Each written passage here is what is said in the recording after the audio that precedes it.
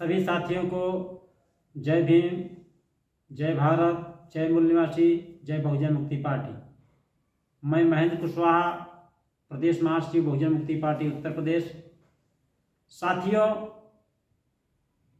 बहुजन मुक्ति पार्टी के द्वारा 26 नवंबर 2023 दिन रविवार को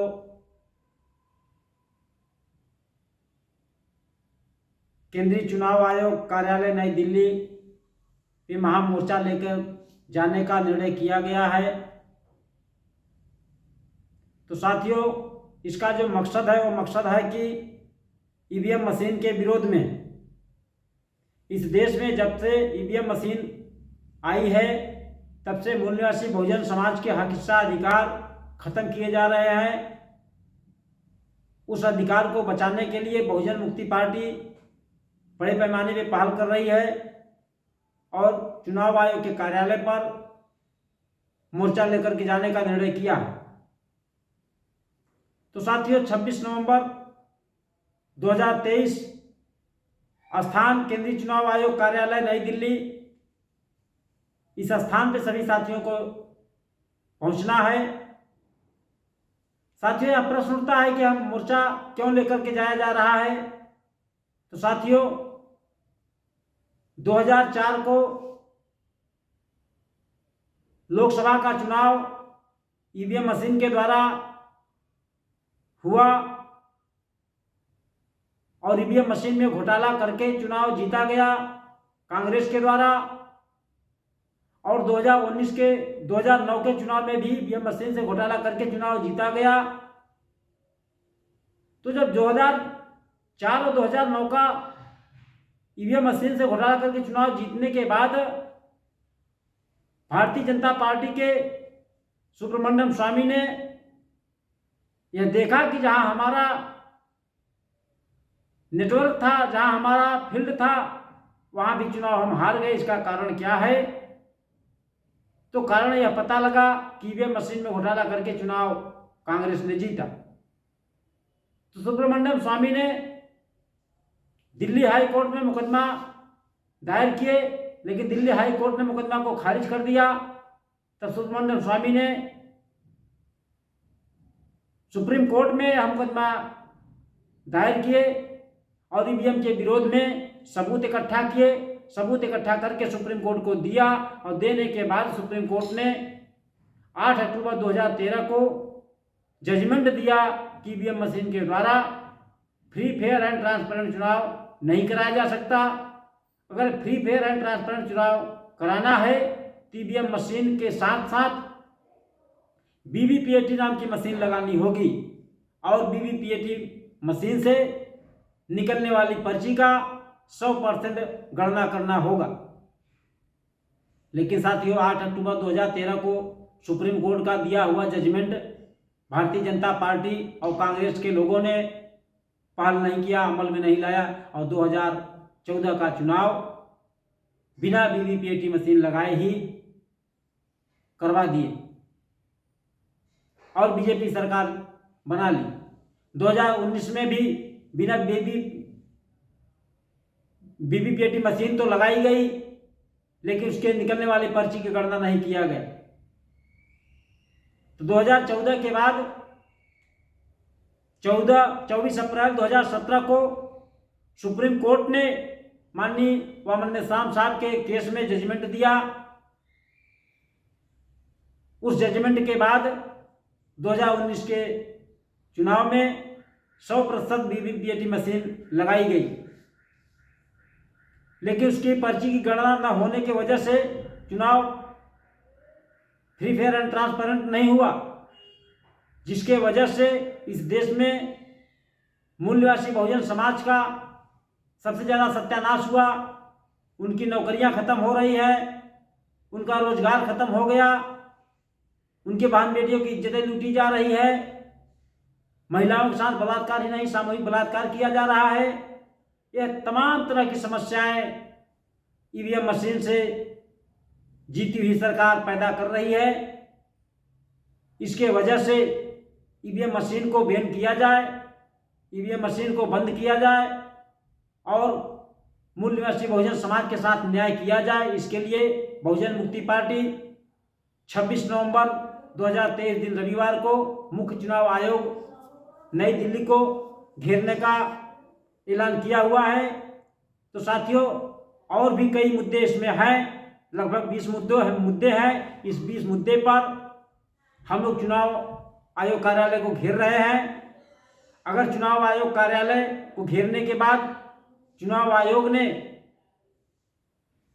ईवीएम मशीन को बैन करके बैलेट पेपर से चुनाव नहीं कराता है तो उसके आगे हम लोग चुप बैठने वाले नहीं हैं। ईवीएम मशीन के मुद्दे पे भारत बंद भी किया जाएगा और अगर भारत बंद करने के बाद भी चुनाव आयोग ईवीएम मशीन से ही चुनाव करवाता है तो 2024 के लोकसभा के चुनाव में 15 लाख बूथों पे ईवीएम मशीन को तोड़ा भी जा सकता है। साथियों, ईवीएम मशीन के द्वारा मूल निवासी बहुजन समाज का हक हिस्सा अधिकार खत्म हो रहा है। ईवीएम मशीन के द्वारा विद्यार्थियों का सत्यानाश हो रहा है, बेरोजगारों का सत्यानाश हो रहा है, मजदूरों का सत्यानाश हो रहा है। ये बीजेपी की सरकार, ईवीएम मशीन से जीती हुई सरकार 2020 में किसानों के विरोध में कानून बनाए, मजदूरों के विरोध में कानून बनाई, विद्यार्थियों के विरोध में कानून बनाई। इस तरह से ईवीएम से घोटाला करके जीती हुई सरकार मूल निवासी बहुजन समाज के, गरीब मजदूर के, किसान के, महिलाओं के विरोध में काले कानून बना रहे हैं। उस काले कानून के बदौलत सारा सत्यानाश हो रहा है। तो इस सत्यानाश को रोकने के लिए भारत में कोई भी पार्टी पहल नहीं कर रही है, कोई भी संगठन पहल नहीं कर रहा है। तो बहुजन मुक्ति पार्टी पूरे भारत में ईवीएम मशीन के विरोध में कार्यक्रम चला रही है। और सबसे पहला विरोध कब शुरू हुआ तो साथियों 20 जनवरी 2015 को भारत के 31 राज्य के 550 जिलों में बहुजन मुक्ति पार्टी के द्वारा ईवीएम मशीन का अर्थी उठाया गया था। 2015 से लेके अभी तक बहुजन मुक्ति पार्टी गांव-गांव, घरों-घरों में ईवीएम मशीन का भंडाफोड़, ईवीएम मशीन का जो चरित्र है, ईवीएम मशीन से जिस तरह से धोखेबाजी होती है, ये समाज को, ये जनता को बताने का काम कर रही है। और इस ईवीएम मशीन को बंद करने के लिए बहुत बड़ा पहल बहुजन मुक्ति पार्टी कर रही है। अगर ईवीएम मशीन बंद होती है, बैलेट पेपर से चुनाव आगे होता है तो मूल निवासी बहुजन समाज को, गरीब को, मजदूर को, किसान को उनके साथ न्याय होगा, उनके साथ अन्याय नहीं होगा, उनको हक हिस्सा अधिकार मिलेगा, मान सम्मान स्वाभिमान मिलेगा। ये सारी समस्याएं जो है ये ईवीएम मशीन के द्वारा है, ईवीएम मशीन की वजह से समस्याएं हैं। तो जब तक ईवीएम मशीन रहेगी तब तक मूल निवासी बहुजन समाज की समस्याएं रहेगी। ईवीएम मशीन खत्म हो जाएगी, बंद हो जाएगी तो समस्याएं खत्म हो जाएगी।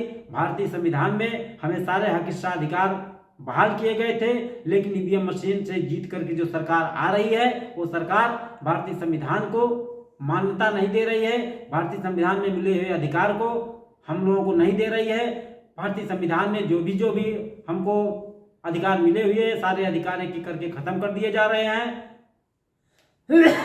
उस अधिकार को बचाने के लिए बहुजन मुक्ति पार्टी पूरे भारत में पहल कर रही है। बहुजनों की मात्र एक पार्टी है, वो बहुजन मुक्ति पार्टी है। बहुजन मुक्ति पार्टी ही बहुजनों की असली पार्टी है और लड़ाई लड़ रही है। जैसे ये सरकारें पुरानी पेंशन बंद कर दी। साथियों, यह संविधान में पेंशन लिखा हुआ था, पेंशन मिलता था, पेंशन मौलिक अधिकार था। जब इंसान 30 साल, 25 साल, 35 साल सरकार का सेवा करता है, उसके बाद 60 साल की उम्र में वह रिटायर हो जाता है। रिटायर होने के बाद उसको पेंशन दिया जाता था, उस पेंशन से उनकी जीविका चलती थी। आदमी के न रहने पे उस पेंशन को उनकी महिला, उसकी बीवी के को ट्रांसफ़र होता था और उनकी बीवी भी जब तक जीवित रहती थी उस पेंशन से सुकून से जीती थी, उनका हर काम होता था। लेकिन साथियों, ये सरकार कांग्रेस बीजेपी की सरकार, ईवीएम के घोटाले से जीती हुई सरकार पुरानी पेंशन को खत्म कर दिया, बहुत सारी समस्याएं पैदा की। तो बहुजन मुक्ति पार्टी पुरानी पेंशन को और जो मिल फैक्ट्रियाँ इन लोगों ने बेचा, जो नौकरियां इन लोगों ने खत्म किया, जो रोजगार इन लोगों ने खत्म कर रहे हैं, ये सारे नौकरियां सारे रोजगार बहुजन मुक्ति पार्टी जब आएगी तो फिर से बहाल करेगी। इस आशा और विश्वास के साथ आप लोग 26 नवंबर 2023 को दिल्ली केंद्रीय चुनाव आयोग कार्यालय के घेराव में शामिल होंगे, साथ सहयोग करेंगे। इस आशा और विश्वास के साथ अपनी बाड़ी को विराम देते हैं। आप लोगों ने हमारी बातों को ध्यानपूर्वक सुना, अमल में लाएंगे। धन्यवाद। जय भीम, जय भारत, जय बहुजन मुक्ति पार्टी।